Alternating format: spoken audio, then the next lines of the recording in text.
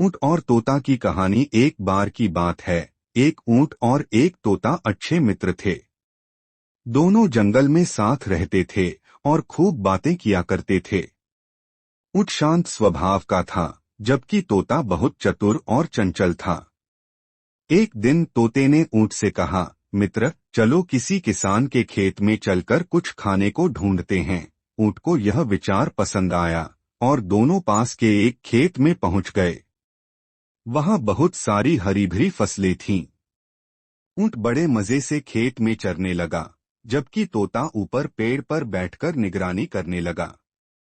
कुछ देर बाद तोते ने मजाक में जोर जोर से चिल्लाना शुरू कर दिया, किसान, किसान, तुम्हारे खेत में ऊंट घुस आया है।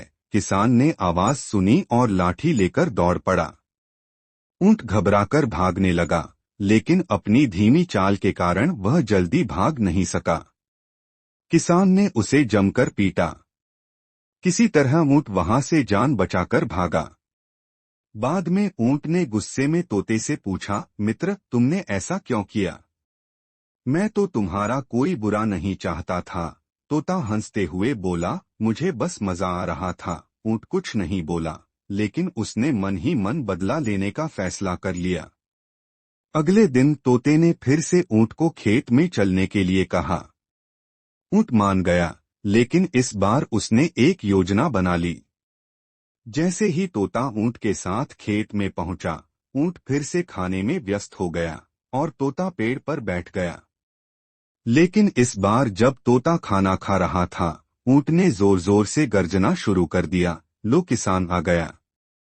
किसान आ गया। किसान ने आवाज सुनी और उसने तुरंत अपनी बंदूक उठा ली। डर के मारे तोता उड़ नहीं सका और किसान ने उसे पकड़ लिया। तोता समझ गया कि उसकी शरारत का ऊंट ने बदला ले लिया है। उसने माफी मांगी और ऊंट से कहा, मुझे माफ कर दो मित्र, अब से मैं कभी किसी के साथ मजाक में भी बुरा नहीं करूंगा। ऊंट ने मुस्कुराकर उसे माफ कर दिया और दोनों फिर से अच्छे दोस्त बन गए। शिक्षा। इस कहानी से हमें यह सीखने को मिलता है कि हमें दूसरों के साथ बुरा व्यवहार नहीं करना चाहिए, क्योंकि जो जैसा करेगा वैसा ही उसे वापस मिलेगा।